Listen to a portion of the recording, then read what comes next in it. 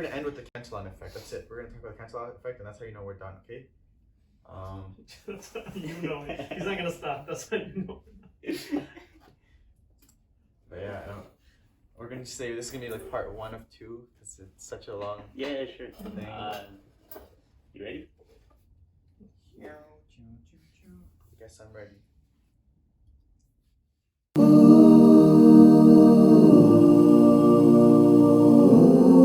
Assalamu alaikum wa rahmatullahi wa barakatuh. Everyone, welcome back to another episode of The Shady Youth. As usual, I'm your host, Shaquille, and today we have a very good friend of mine, Dewan, as our guest. Assalamu alaikum.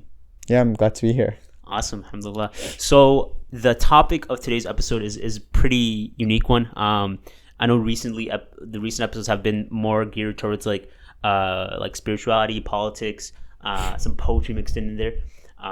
But then this is also something very key in today's modern world, and especially as a Muslim, which I don't think gets talked enough about, and that's the whole topic of like economics, of like financial independence. We're gonna touch on some basics relatively for this episode, and inshallah we're gonna have a part 2, right, that one? Yeah. Awesome, bro. So just to start off, could you give a little background of like who you are, how you study this stuff, and like what exactly we're going to touch on for this episode?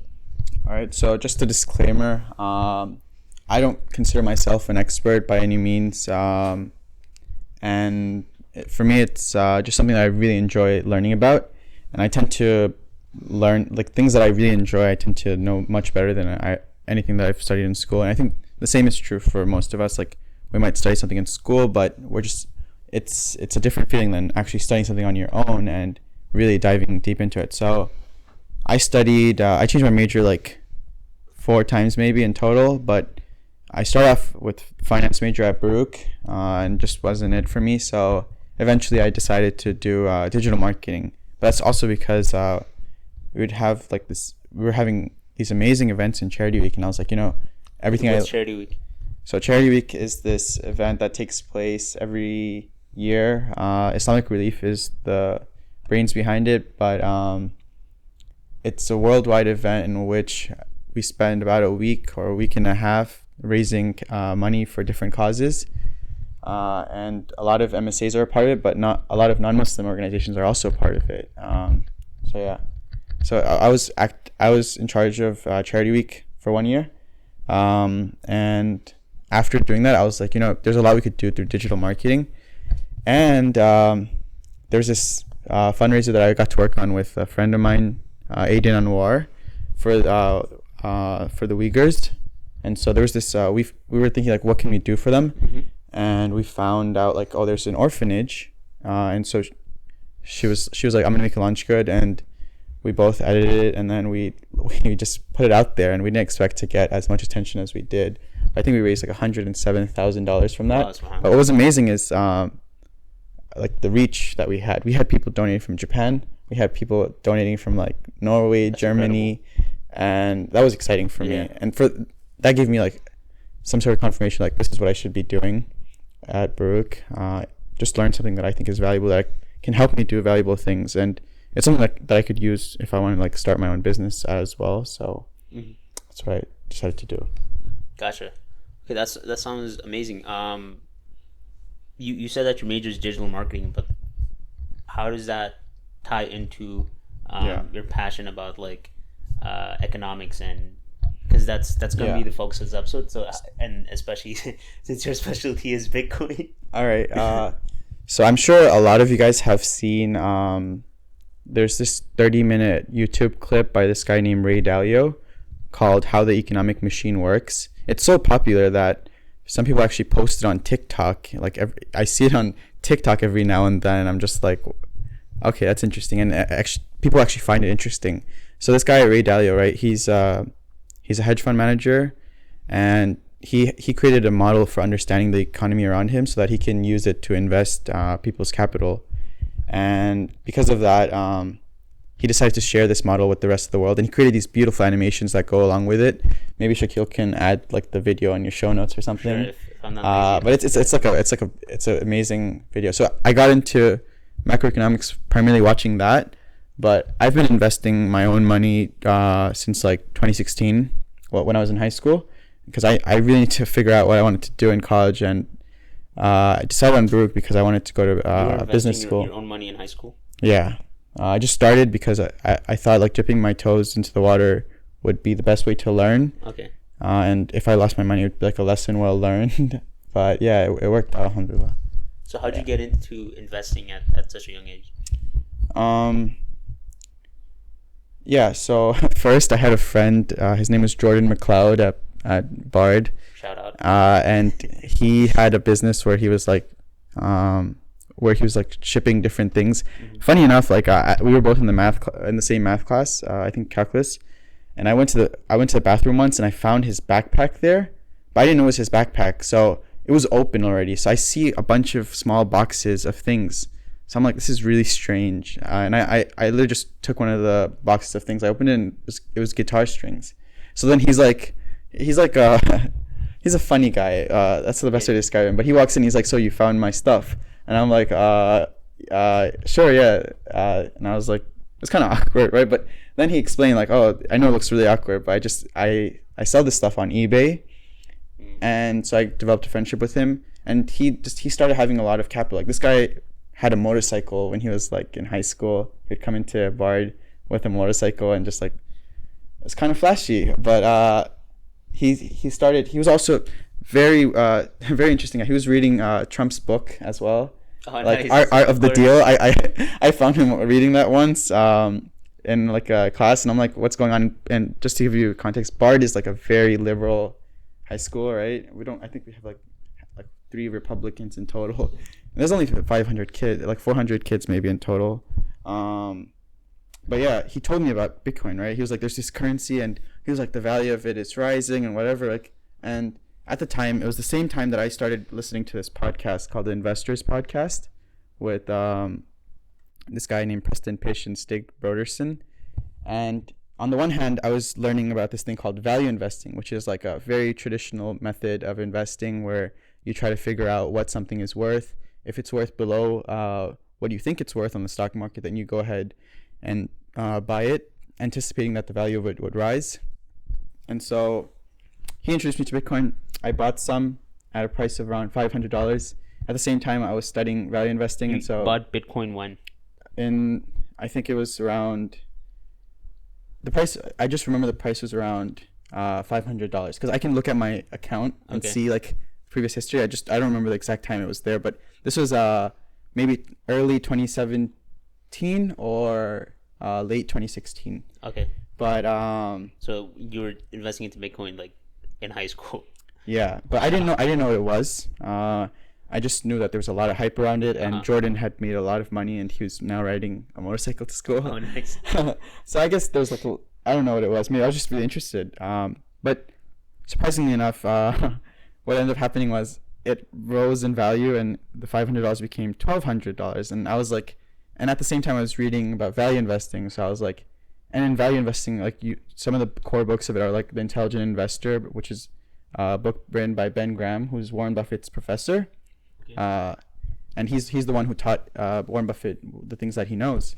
And so in the first chapter, they're describing bubbles, and I'm like, this thing is a bubble. My money has more than doubled so quickly, and it's going up and down. It's so volatile. So I sold at that time, and I just focused on value investing. And yeah, okay, that's sounds good. And I'm glad you mentioned Charity Week in the beginning, because that's kind of like where this whole Bitcoin passion of yours was kind of like put on everyone else. Yeah. So just a bit of context. For Charity Week, Dewan held 2 classes. He charged a fee, and most of it was given to Islamic Relief. And this man, he put like a 3-hour class, and then he did it again another 3 hours, and alhamdulillah, he's doing like a 1-hour podcast. Yeah. So could you just kind of give some baseline understanding of what exactly you talked about in that class? Yeah. And of course you use a very good model of starting from scratch of like what exactly is like currency. Yeah. So just kind of start from there. So the idea for the class wasn't it wasn't something I planned. So part of me was like, at this time it just felt like it was a good, at this time I think it's a great time to invest, right? But it's always a good time to donate as well, right? Those are the only, like, it's kind of cheesy, but the only returns that you could get on an investment that are better than money are donations that you give to the needy, and the returns you get from Allah, you can't really quantify those, right? So for me, I was in a weird position where if I sold some of my investments, I might end up owing some capital gains tax. But I could also just try to raise money that could be donated as well. And so I was like, yeah, I don't want to be in this sticky situation. So I had a set amount I wanted to donate, but I wanted to donate much more than that. I feel like every few years you want to donate more than you did a few previous years before that, right? It's like a goal, especially now that I'm an alumni. I feel like there's a expectation from it. So what ended up happening was I just put that class together. I pulled an all-nighter. It was like 53 slides that I did overnight, and it just was different things that I had read, books, articles, podcasts, and to be honest, like, majority of these ideas are just from these people. I don't consider them my own. Like, Plato has a saying, like, it's all thought is recollection, right? I actually feel so, I don't think I should ever say, like, oh, these are my ideas, this is something I produce, just because you're not doing any ijtihad on this. Yeah, I'm not really doing any independent reasoning on this. This is all largely from their research. But yeah.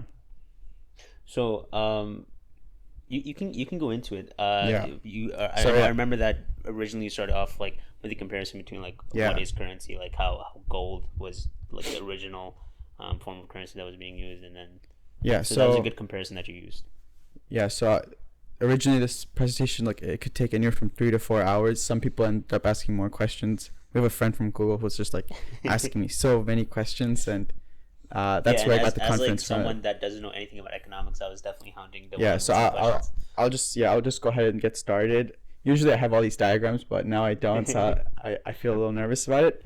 But essentially, you have to, if you're going to try to understand the current state of the economy right now, you really have to look at things like currencies, because everything is denominated using currencies. And there's a market for everything in the world, right? There's a market for bikes, there's a market for computers, there's a market for currencies as well. And currencies just happen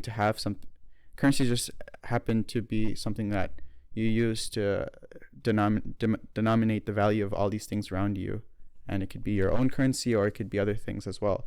So we started off with things like barter systems, where we would just trade whatever we needed. No one's able to produce everything that they need, so you have to rely on other people to give you things that you need, right? So maybe I'm trying to make a pie, but I produce dough, but I don't produce salt and sugar. So I might go to Shaquille and barter for that. But eventually we moved on to something called commodity money, where it mainly consists of things that have value in them. By we, you mean like all of humanity, pretty much. Yeah. So they have underlying value, but they also have use cases. So for example, if you use corn or grain, flour can be considered commodity money as well. They can be used for specific things, but they can also be exchanged. But they obviously have certain problems with them, not making them as great of a money, right? So eventually we moved on to precious metals, so silver, bronze, right, copper, and gold. And gold just happened to be something that was really really great for money, in terms of not having a supply that can easily increase. You can only find like a fixed amount of you can only mine a fixed amount of gold every year. It's very hard to produce more than that. Even though it's possible, it's just very hard. And so eventually we end up having this thing called the gold standard, where instead of carrying on large amounts of gold and silver, we would just have a bank hold that gold for us, and they would give you paper notes that represent a certain amount of that gold, right? So we had, I think in 1930s, it was $1 was worth like 1/20th of an ounce of gold, and then and then afterwards, after Bretton Woods, it was worth 1/35 of an ounce of gold, $1. And so you could actually go to the bank before 1971. You could actually just go to the bank and you're like, hey, I want my gold, and they would give you your gold. But yeah, and then what happened was in 1971, what the issue was, we had this situation where after World War II, we had the majority. With the idea of paper money, that was always backed by some kind of it was always backed by something like gold before that. Okay. But what happened was after World War II, the U.S. didn't really have to use as much capital compared to the rest of the world, and so we ended up with something like, I think the number is 3/4 of the world's gold in total.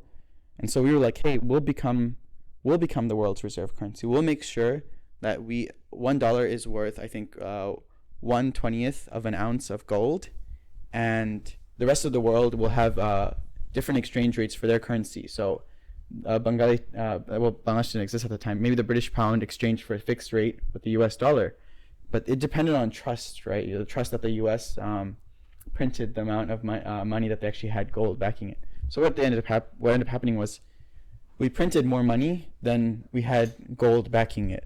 And so this was in 1930, 1971. No, this is after Bretton Woods, right? Bretton Woods, I think, was in like 1944, right? What is Bretton Woods? So Bretton Woods was this agreement that I was just talking about. Bretton Woods is that agreement after World War II where the U.S. became the world's reserve currency, and right. Okay, I got you. Yeah. We said that we would the dollar would be backed by a certain amount of gold, and the rest of the world's currencies will have a fixed rate between the dollar and their currency. And so we betrayed that trust, and we went all the way to 1971, and we had printed so much money, but the amount of gold we had was far less than that. So Nixon had to terminate this like contract where people can go and redeem their paper money for gold.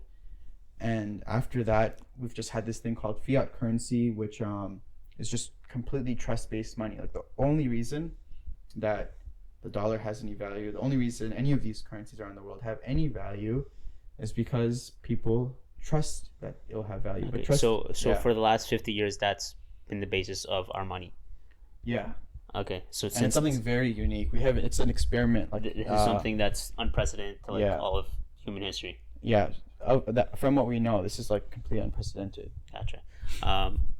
Could you check how much time it's been recording? Because it shuts off automatically after 30. It's still good. It's 20 minutes. Should I look at this camera or this camera, by the way? You can look at that. When you're talking, you can look at this. Yeah. All right. When he's talking to you, you could start looking that way. Yeah, that's fine. Yeah. That's fine. Well, yeah, 19 minutes. 18%. You should be fine. Okay, yeah, we're good then. What were we just talking about? Fiat currency. Okay. You can look at the title of each of these. No, I lost my glasses, so I have no idea what that says. What is money? Okay, so currently in today's modern time, we're running on something called fiat currency, right? Yeah. Okay. You can move on to like. So the money we have right now, these fiat currencies, the important idea behind them is that you need a lot of trust. You need people, you need governments to try to mandate these things and make people really believe that their money will be worth something, right? And its value will be retained. And so money itself, like you have to ask yourself, what is money? Money is just a convenient way of carrying around the value of your work, right? So Shakil, I know you intern like as a nurse aide or something, right? I don't know how to medical assistant. Yeah. My fault, bro. All good. Yeah, I don't know if you're pre-med students. I'm a nursing major. My fault. Yeah, business students don't learn anything. All good. No, I mean, I don't know anything about this, so it's all my fault. Alright, I'm a bad friend. But anyway, when you work and they give you a paycheck, what you're essentially doing is you're converting the time that you spent, whether it's like an 8 or 9 hour shift, you're converting it to this thing. Imagine all the energy and time you put into work and effort. You've converted it to this money, essentially, this piece of paper that has a promise that you can now use this money to buy things, goods and services.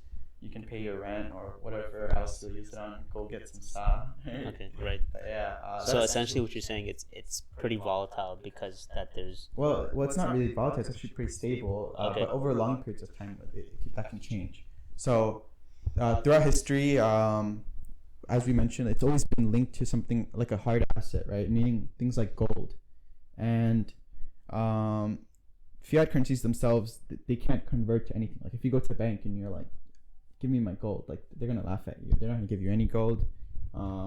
But you could try to buy gold with it, but it just won't have the fixed rate of exchange as it did before. So let's see. I'm just gonna go. So similarly, just as there's money, credit in the economy functions very similarly to money, right? Credit can be used just like money to buy goods and services, and credit is like borrowing from yourself in the future, right? You're expecting yourself to pay for those things through work that you'll do in the future, right? So maybe you just got a credit card and you bought something, and you don't have the money for it right now, but you expect yourself to work and pay that off, right? The difference between credit and money is that credit itself is a lot more volatile, because credit can be created and destroyed in an instant, right? You can suddenly decide, I'm not paying you back day one if you like holding money or something, right? Mm-hmm. Or we can easily decide like, hey, I'll lend you like $500. I've created credit in that sense. I still technically I still have ownership of 500 if you do pay me back, but now we've created additional credit in the economy. Okay. And so credit is more volatile. And credit was the concept of credit was created around when? Well, I don't know if we have an exact date for when credit Yeah. was created, but the thing about credit is that it's a lot easier to create credit. I mean, I guess concept of credit is that. Yeah. Right. Yeah. I don't know how long that's existed, Yeah. but Yeah. Gotcha. But with credit, the thing is, there's a lot more of it, because unlike money, we personally can't print it, right? The U.S. Treasury can print it. The Federal Reserve can print it, but we ourselves can't make new money. We can try forging money, but we're not going to be that successful. But we can easily create new credit in the economy. So let's see. I'm going to go to. So money has like these various qualities that make one money a better money than others, right? So to give you an idea, it has to be durable, right? You wouldn't want your money itself to be something that's super fragile, that easily breaks. Imagine if you had like glass sheets of paper as money. That wouldn't be great, because then money can be easily destroyed. It has to be portable, right? You have to be able to take it from one place to another relatively easily. It has to be fungible, meaning one item of it has to be the same as another. So one US dollar is the same as another US dollar. They're exactly the same. Similarly, when we had gold as money, 1 ounce of gold was the same as another ounce of gold. Maybe the shape was different, but essentially they were the same thing. It has to be saleable, right? By saleable, we mean it has to be widely accepted. And if no one accepts your money, then you can't really use it to purchase things, because it's just not recognized as money. And it also has to be verifiably. You can verify that it's authentic, right? So for the US dollar, you go to the deli or you buy something, the guy goes up like this, and he's like, "Is this fake?" No, it's not. All right, you're good to go. Same thing with gold. You have ways of verifying it using different machines. But there's some other qualities that are very important as well. Like it has to be divisible. Like the dollar breaks up into 100 parts, right? And not the dollar. Yeah, the dollar can break up into 100 parts into 100 cents. And a $100 bill can be broken into a bunch of dollar bills. Similarly, it also, because money is dependent on trust, it has to have some sort of established history.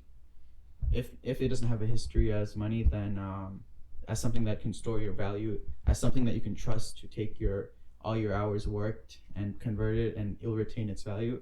If it doesn't have that trust, then people wouldn't really use it as money. It wouldn't be a very good money.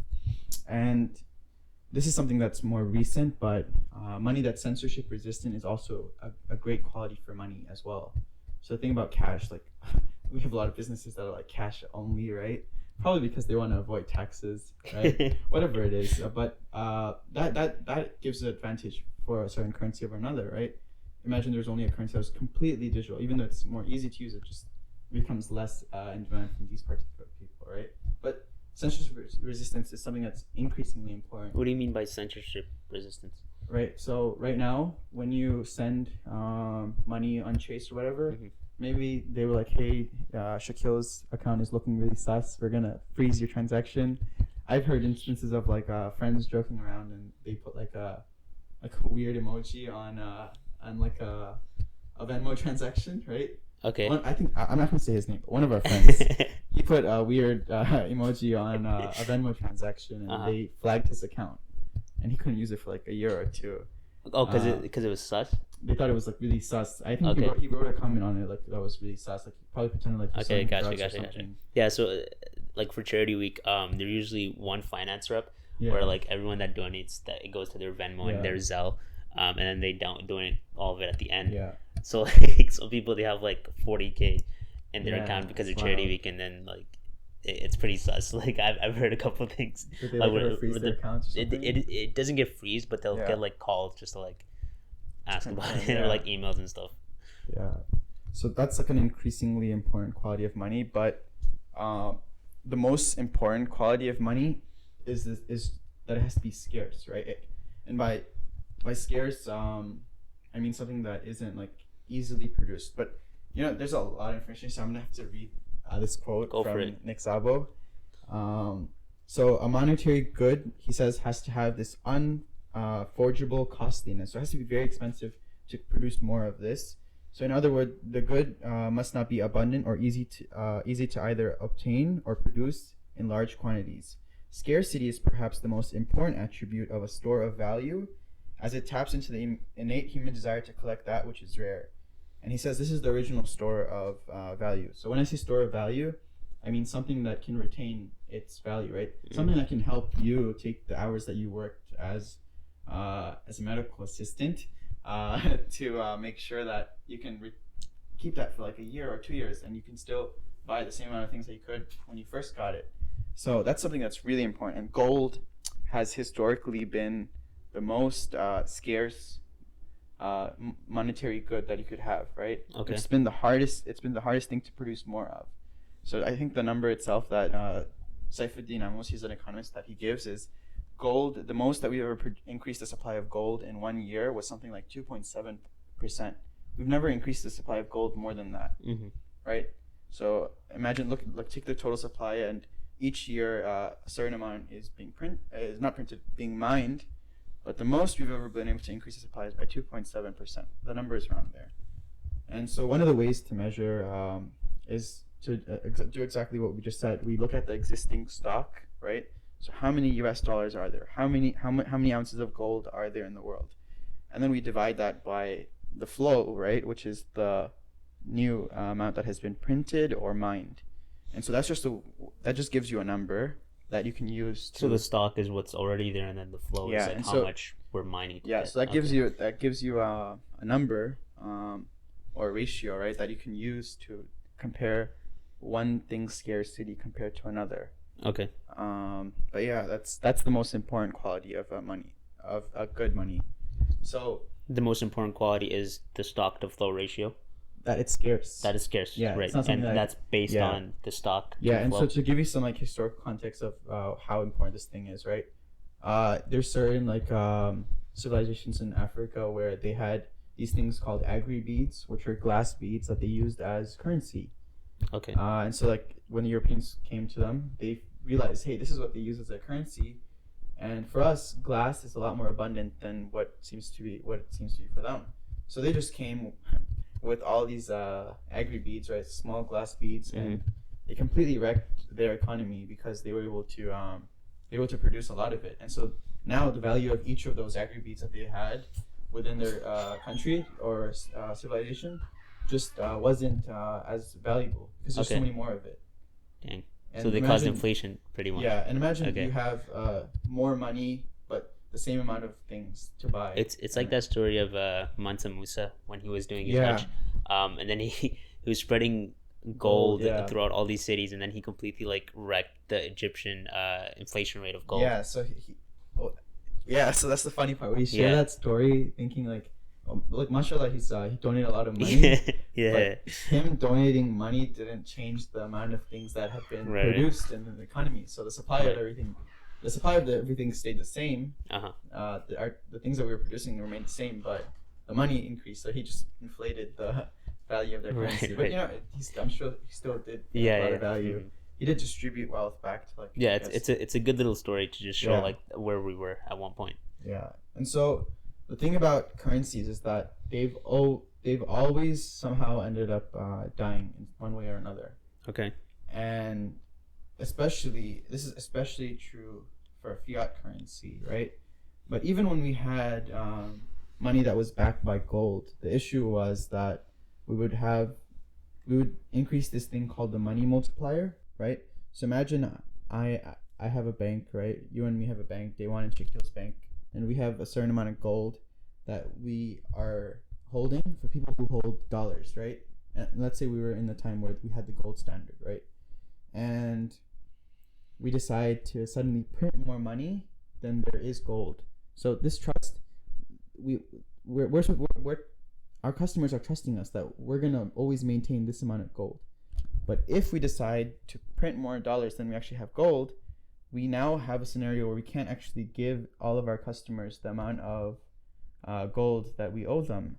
And so this trust has been always betrayed by governments who have been in charge of it, especially when we've had banks like these. The trust has always been destroyed. And so it's like a artificial way of you increasing the money supply where you've essentially lied to. And this is going on, and like this goes on like it goes on in different ways. Even now there's similarities to things that we're doing in different economies that are like this as well. So so money, because it's always been backed by something, but this trust, there's this huge incentive for us to break this trust, right? Everyone wants to somehow get more money, and if you just print more money, that's like, why wouldn't you take that chance? Especially when, imagine you're a government and the economy's not doing so well, you decide to inflate the supply, but what you've done is you've created this hidden tax on every person who owns cash, and their cash is now worth a little less than it was before, depending on how much money we print. And we did that this year. Like, for example, something like 25% of the total supply of US dollars was like printed this year, and that value is like ridiculous. When I read that, I was like, this is really crazy. Is it recording? This one died. Damn. Yeah, it stops at 30. Yeah, I have to press record again. I don't know when it stopped though. It's fine. So you'll continue from Yeah, there? it's all good. Yeah, it's fine. Should I just start? Yeah, just start it again. Where's the record button? The red one. On the side.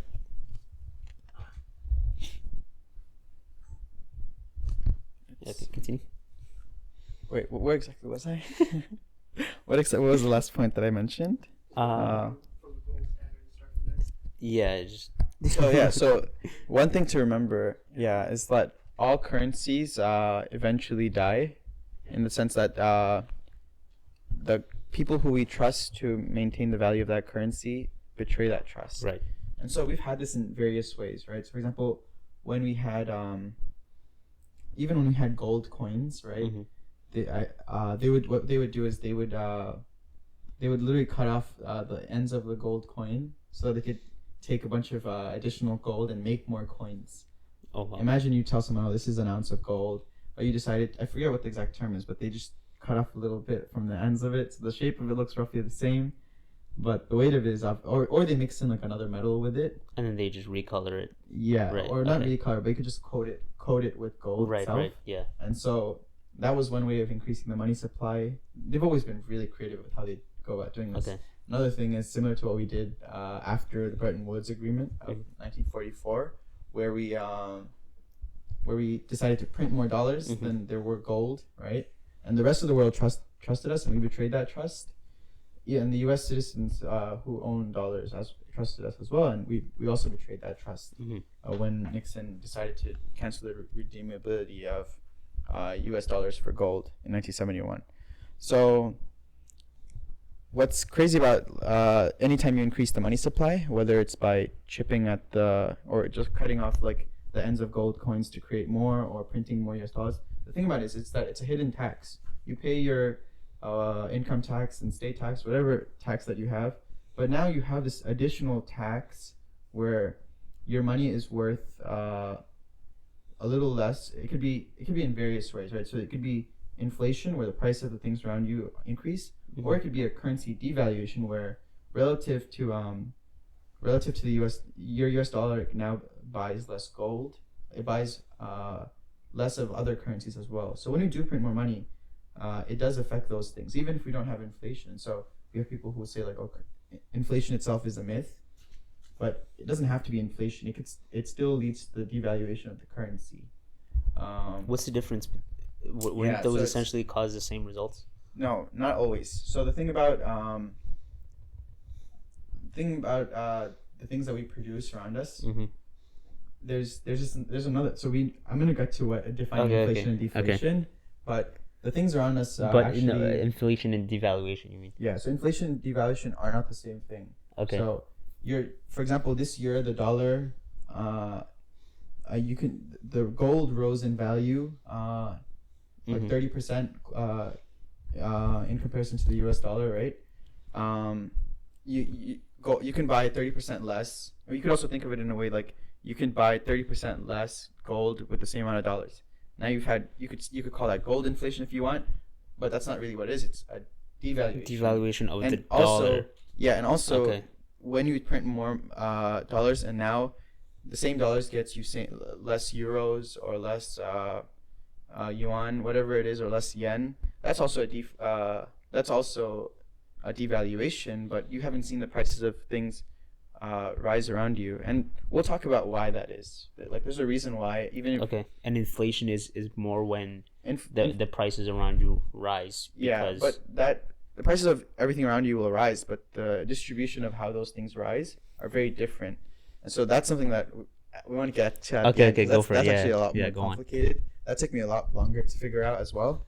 But yeah, so there's a really beautiful chart here. I don't know if I could just like turn it around or whatever, but Just send me the picture of it. yeah. So essentially, it's a chart of the last 500 years, and it looks at all the different reserve currencies around the world, right? And how they've all lasted for around 80 to 100 years. And after that, what ends up happening is these countries end up having like large amounts of debt, right? So for example, the U.S. has, every time we decide to print money, we increase our debt, and because someone has to buy, we have to sell these treasury bonds, and we sell them to the Federal Reserve, and the Federal Reserve prints money, and they give it to us in exchange for it, the treasury bonds that we printed. And so that's how we were able to increase the money supply in the U.S. when we needed to for responding to the pandemic, and that's how we were able to give like all this helicopter money, right? The stimulus checks, unemployment benefits. We didn't have enough in our like from our tax income and stuff, like as a nation, but we had to print it to be able to supply all these things. Okay, and could you just go over what bonds are? Yeah, so bonds are just it's a similar asset. You could buy a bond where someone promises to pay a certain amount of interest on that bond every year, and they're paying back the value of so with bonds, it's essentially a debt, right? But you're buying it as an asset. So you're buying someone else's loan. So for example, I could buy someone's mortgage, right? Yeah. If it was like there's these things called mortgage-backed securities, so I could buy that, and I'll be getting the payments of interest plus the principal amount that they'll be paying on that mortgage. So you could get bonds that represent like mortgages as well. There's bonds for all sorts of things. There's bonds that there's corporate bonds where companies borrow money, and there's ways of like it's like a whole there's a whole market for bonds as well, just like there's a market for stock market. So bonds are essentially when you buy someone's debt, and you get the influx of the interest and as well as the payments. Okay. Borrowed as well. Okay. So currencies themselves, they don't last for that long, right? So surprisingly, they last for 80 to 110 years or something, right? Until every currency. No, well, they don't last that long. By that I mean that they have these huge devaluations, right? Okay. And so they might still exist, but they're just they're no longer. So in this chart that I'm gonna send to you, hopefully, it just looks at the reserve currencies of all these different countries for the last 500 years. And so the order of it is like in 1450s it was Portugal, and then it was Spain, and then it was Netherlands, France, Britain, USA, and right now we're in we're in a world where the U.S. dollar is the world's reserve currency, meaning it's out of all the currencies that exist, it's the currency that's most trusted to retain its value over long periods of time. And so people, Okay. so for example, like if we're, imagine we're like Bangladesh and Pakistan, and we're doing trade, we decide to do trade in U.S. dollars. All right. And I'm not gonna.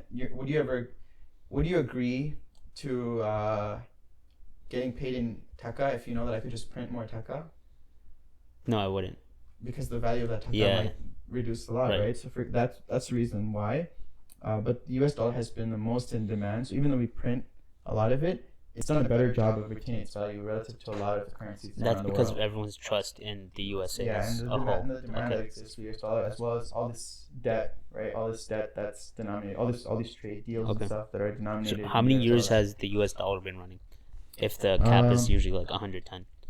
So the U.S. dollar itself, it had these transformations, right? So can you compare the U.S. dollar from before 1971, where it was backed by gold, to now? So I think it didn't give me any value here at all. I just gave me a bunch of question marks. Okay. But But what's the starting year for it? the starting year for it's somewhere around I would say 1930s. Okay. So maybe or 1940s maybe. All right. Because even but yeah, probably around 1940s. Mhm. But here it's actually just showing. It's not showing the starting of the U.S. dollar. It's showing the start of when the U.S. dollar became a world's reserve currency. Gotcha. Right, where it became this trusted currency. But the U.S. dollar, as we know, has existed Yeah. for much course. longer. But the thing about these currencies is that one by one, a lot of these currencies just have these huge devaluations where people decide to just stop holding this and hold gold or something else instead to retain value. How much time we got? No, how much time we got until the presentation? Because we gotta go. They're gonna pick us up. What time? I have no clue. Let me see. 43 minutes. 43 minutes? Yeah. So, all right, bro. Yeah, You guys both have wudu? We'll just pray. I have wudu. Continue. Yeah. So, and when you decide to increase the supply of these currencies, that's when this trust starts to really decay, where other countries and people are not as trustworthy of you retaining the value of your currency. So that's why right now around the world, even in the U.S., investors are buying more gold. Warren Buffett, who famously said, "I would never buy gold; it's a useless thing," he decided to buy gold as well. Ray Dalio, Nassim Taleb, lots of people are just buying gold because they think we're gonna have. It doesn't have to be inflation, but it could be huge currency devaluation as well, and everything. Yeah, so even then it would be a bad scenario, but most people wouldn't realize it. Everyday people, like bottom 50% of America, who doesn't really own a lot of assets like stocks, who primarily keep their wealth in cash, they're gonna be the ones harmed most from this, and they're not gonna realize like my money isn't worth as much, even if there's no inflation around me. It's not worth as much as it was worth before. So yeah, so we're gonna define inflation, right, and purchasing power, just because we've been talking about it for a little bit. But so purchasing power itself is the amount of things that you can buy with the dollars you spend. It doesn't have to be dollars; it could be yuan or yen, whatever else. And inflation is when your purchasing power decreases, and you can purchase less things, goods and services, than you previously could for the same amount of dollars. So the average long-term inflation in the U.S., if you look at the history of the U.S. dollar and how much it's inflated by in terms of how the prices of things around have changed, the average inflation is 3% per year. And so inflation has this effect on asset prices, right? So things like stock market, home prices, gold as well. When you have inflation, the value of those things tend to rise. And so, for example, right now we've printed trillions of dollars, right? And a lot of that money just went straight into pumping the stock market. And so a lot of people are like, why is the stock market near its all-time highs, but the unemployment rate is so high, and people like New York City is about to go bankrupt, and all these business owners are struggling. Mhm. Well, the reason why is because when you print new money, it tends to bring the prices of, because people are worried about, well, you have to look at the distribution of how that money goes, but goes to different places. But when it's printed, a lot of that money just ends up going to the stock market. It goes Right. into these companies who can now borrow like really cheap debt, like they don't have to pay much interest on it because they decide to print with very low interest rates. And so yeah, essentially that's what ends up happening when you have inflation. But at the same time, you've seen like cases like in Germany. Germany actually had, before like you had the rise of Nazism in Germany, you had huge amounts of inflation, and people were like very upset. It was like and their economy wasn't doing great Because of World War One, and they had to pay Yeah, back and all so- that debt. and Yeah. and that's what really led to all this like a person like Hitler taking power and Mhm. finding someone to blame, and you had this huge amount of anger within their population that they were able to take advantage of, and a lot of that came from inflation. Mm-hmm. So let's see. So inflation can be measured in different ways, right? And this is like a huge ongoing debate within the investment community as well as economists as well. But the main way that people measure inflation is this thing called the CPI, which stands for Consumer Price Index. And so the CPI is this basket of goods and services. So imagine they take like hundreds of thousands of different things like food, car prices, whatever it is, rent, and they decide to look at the change in prices for these things. Crazy part is they're not very open about how they calculate this, right? So the price of things can change a lot, but the amount of the amount that food might be considered within CPI, we don't really know that. So you might see, like we did see during this pandemic, like meat prices actually rose a lot. Yeah. In a lot of places, but you didn't really see any inflation, right? But the prices of meat did increase, and there was inflation for meat prices, but you just can't measure that using something like the Consumer Price Index. And so other economists, right, or investors like Ray Dalio, who are able to use their theories to actually invest, right? And that's important because economists, they can make all these theories, but they don't actually get to test it a lot. Mhm. But investors, when they have theories about what's happening in the economy, they have to use that to make actionable, they have to make different actions that will yield results in terms of returns that they get for their clients or for themselves. And so that's why like I tend to trust investors more, just because these economists, like they don't have a great track record for their theories about the economy. Mm-hmm. Whereas people like Ray Dalio, who have models of understanding the economy, they have a track record, because if they were wrong consistently, then they wouldn't have a job. They wouldn't be managing anyway. They themselves wouldn't have done well. So, Yeah, it's like someone that teaches business compared to like versus someone that someone has who a business. Yeah. who actually runs a business. So Yeah. you could have all the theories that you want, and you could try to explain after the fact, but your ideas, if you can't actually use them to make decisions Mm-hmm. about how the economy is doing, what's going to happen to the economy in the future, then they're not really worth as much in terms of their opinions. That's something that I believe. So Ray Dalio has a model for looking at inflation, where he looks at the growth in the money supply and credit. He treats the money supply itself, like the amount of dollars, and credit as the same thing, because they both spend in the same ways. You can buy goods and services with money. You could buy goods and services with credit. So he adds money supply and credit, and he divides it by so he looks at the change in the money supply, right, and he divides that by the gross national product, the total amount of things that we produce in the nation, in like the U.S. And so he looks at the change in growth of both of those things, and he divides them, and that's how he calculates inflation. But there's a lot of other ways that people have calculated inflation. But I tend to like this idea much better. Okay, and that's not a standard equation. Everyone has like it's not standard. That's something that I've only seen him use. Mhm. When we see it on the news, like, oh, this is what inflation is, they're looking at CPI, which I think is completely broken. What was CPI again? The Consumer Price Index, the basket Gotcha. of goods and services. Okay. Yeah, so I think that's completely broken. How do you determine CPI? So essentially you have a bunch of goods and services, as I Uh-huh. mentioned, and each of them have a different weight within this basket, right? So maybe food prices only represent like 3% of the entire CPI, because there's hundreds of thousands of goods in there. Goods and Right. services. Okay. Gotcha. And so, depending on the change in prices of all of these things, if like half of them could have risen and half of them could have fallen, but they could have also averaged out, so that even though there's these changes in prices, it looks like they'll still say inflation was like not much at all.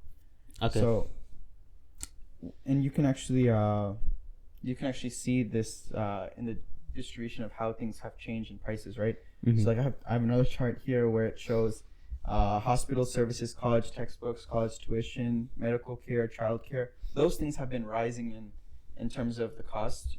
Those things have been experiencing a lot more inflation than other things like TVs, software, toys, cell phone services.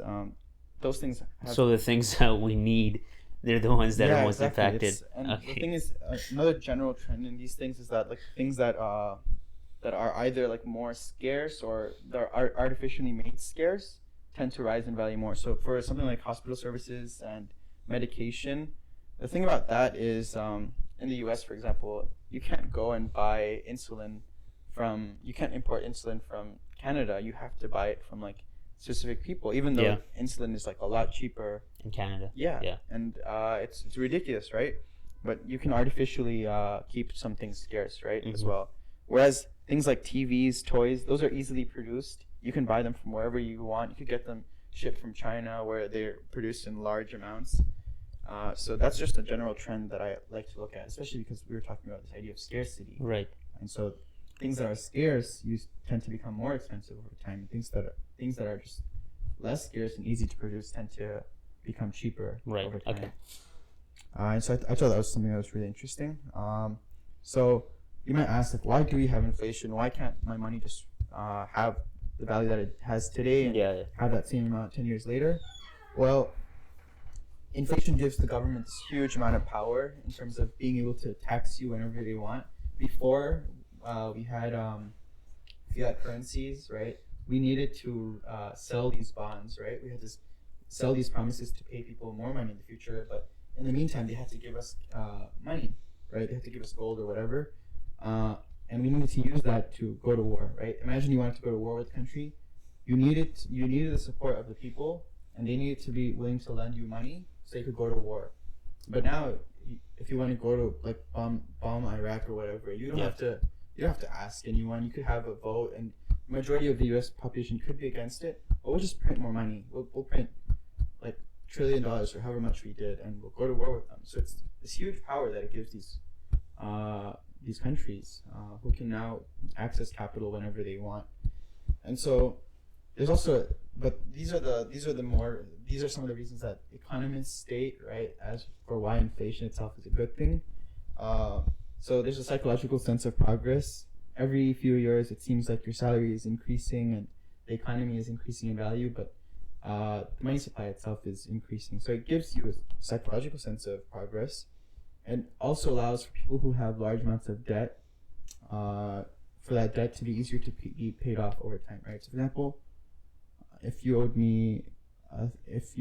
I lent you $1,000, right? Yeah. And you owed me $1,000, if you were paying that over to me like without any interest, right, over like 10-year period of time, the amount of things that I could buy 10 years later with that same $1,000 isn't really the same as what I can buy with it now. And so because of that, it allows for people who have debts, especially countries, right? When a nation state decides to rack up huge amounts of debt, printing money or doing something else, or buying things from another country and saying we'll pay you later, it makes it easier for them to pay those debts when they have inflation. And so here, so it is essentially an invisible tax on every person who holds a lot of cash, which just happens to be the 50% of America who's less financially literate, who decides to hold on to the majority of their money in cash. So it tends to be those people who are harmed the most.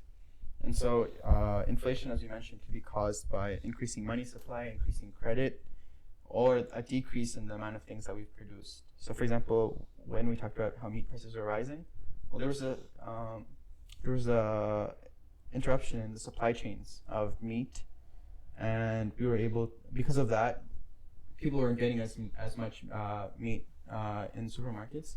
So that's what led to the price of those things to increase. So that could happen on a large scale as well. If like, imagine you had like some really intense lockdowns where people just weren't able to work, they're not able to produce the same amount of goods and services, and so you decrease your gross national product. Whereas if the money supply stayed the same or increased, then you tend to come to scenarios where you have a higher chance of inflation or devaluation of your currency.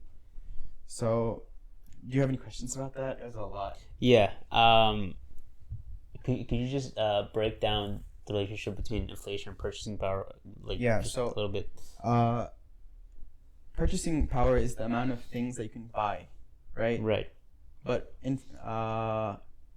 whereas inflation itself, wait, here we go. Let's look here. Purchasing power is the amount of things that you could buy for the dollars that you have. But inflation is when that dollar loses its purchasing power. Okay, so over time, when we mentioned the average inflation in the U.S. is 3% per year over long periods of time. Essentially, you're not able to. Every time there's inflation, 3% inflation, you can now buy 3% less stuff than you could previously with the same amount of dollars. Right. Would inflation be caused by decrease in purchasing power, meaning like prices rise, or would the prices rising be caused by inflation? Well, you're able to measure that you have inflation because the prices of things rose. Okay, yeah, I gotcha. Yeah, right. The prices it's of an things indicator. Would have to be Okay, raised for you to know that you have inflation. But remember, because to have devaluation, as we mentioned, which is also a kind of, it's not inflation in terms of definitions, but you can now buy less things still. Okay. Yeah, I feel like that's semantics. But remember, like, you can buy less gold, you could buy less of other currencies. Are they essentially different things, or is it more just like it doesn't matter, right? So, for example, if the dollar has a devaluation compared to the Chinese yuan, it's now the Chinese can buy more things from the U.S. because the dollar is worth a little less than it is compared to what it was before relative to the yuan. So devaluation is relative to other currencies, whereas inflation is relative it could be relative to other currencies as well as gold. I think there's other things as well. But whereas inflation is more about where the currency is progressing, like itself, rather than comparing like to other currencies. Inflation would be measured by things like CPI, right? Right. Which is literally everyone measures it using CPI. But a lot of people just think it's really broken. It's not the way to measure inflation. Okay, gotcha. And investors like Ray Dalio also think that. So when you have inflation, this is something that we touched upon a little bit before. But there's this thing called the Cantillon effect, right? This will be like the last idea I leave you with for today. There's this 18th century French banker and philosopher. His name was Richard Cantillon, and he noticed that when shout out to Richard Cantillon. Yeah, shout out to Richard Cantillon. He noticed that when his country found a new gold mine, right? So he lived in a monarchy where there's a king, and anytime his kingdom found a new gold mine, he realized that the increase in the gold supply within his kingdom didn't lead to the price of everything increasing equal amounts, right? So imagine you had 25% more gold within his kingdom than there was previously, right? When they found that new gold mine, he had this expectation that the price of everything should become 25% more expensive now. That's what his expectation was. But then that's not what ended up happening. He realized that the money didn't really the money flowed through the king to the people who were closest to the king and the people who were close to the friends of the king, right? And so there was this distribution of the money. And so what he realized was it didn't lead to the prices of everything rising equally. What ended up happening was the prices of the things that the king bought, right? So the price of land ended up increasing. The prices of expensive jewelry and paintings, those things were rising in value instead. And by the time that money somehow trickled down to everyday people, it didn't really have much of an effect on it. But remember, even though there was the things like in the lives of everyday people, like food, right, didn't really increase in price much, those people who would ever like want to buy an asset like real estate, or they want to buy jewelry or anything else, those things are now a lot more expensive for these people to buy it. So those things experience asset price inflation, right? But these other things didn't. So that's similar to what we have right now, right? We have these central banks. They print money. That money goes into the bond market. From the bond market, it goes into these companies, or it goes into these different investment managers who borrow money, and they pump the stock market, or they pump the real estate market, and it's like pumped to as much as you could get, right? Numbers only go up, right? Always buy the dip. That's what all these people believe. Like, you just buy the dip in the stock market and you'll make money. Well, the reason why you're making money isn't because the company that you bought is like doing really well. A lot of the time, it's just because this new money that's being printed is literally inflating the price of these things.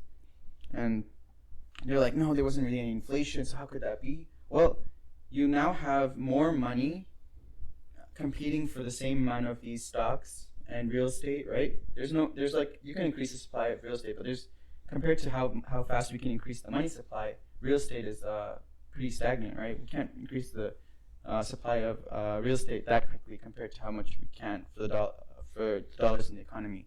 So that's what's happening. Just like in Richard Cantillon's time, where we didn't find a gold mine, but we decided to print money. We decided to print our money instead, and it distributed through all these different markets, and it went to the bond market, it went to the stock market, it went to the real estate market, and the prices of all these assets just rose. So you have to understand, like, right now the stock market is up not because these companies are doing like phenomenal. It's just because you're pumping the stock market with new money, freshly printed money. That's what's happening right now. And one way for you to actually see this is, what if we took a currency that wasn't inflated, right, as easily, right? Something like gold. Remember we mentioned gold supply can only increase. Yeah. Something like the most we've ever increased was 2.7%.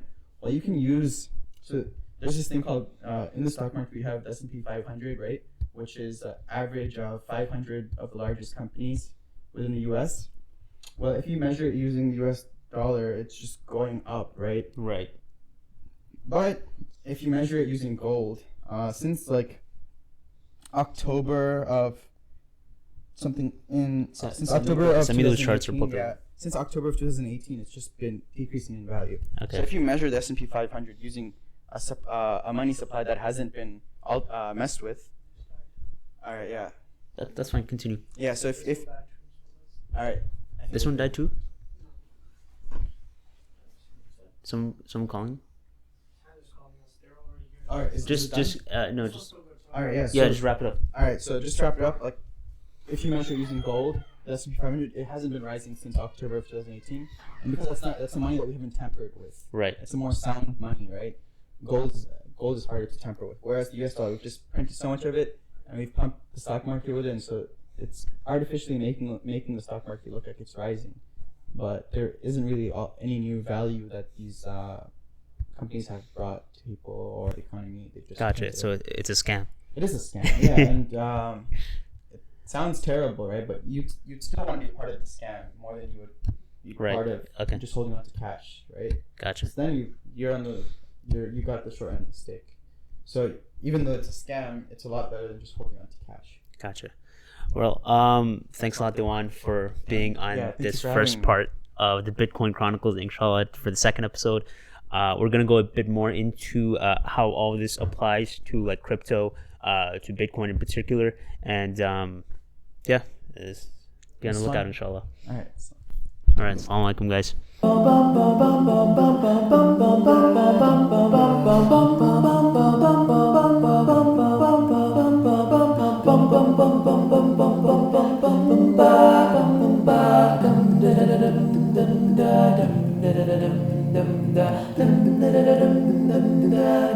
Da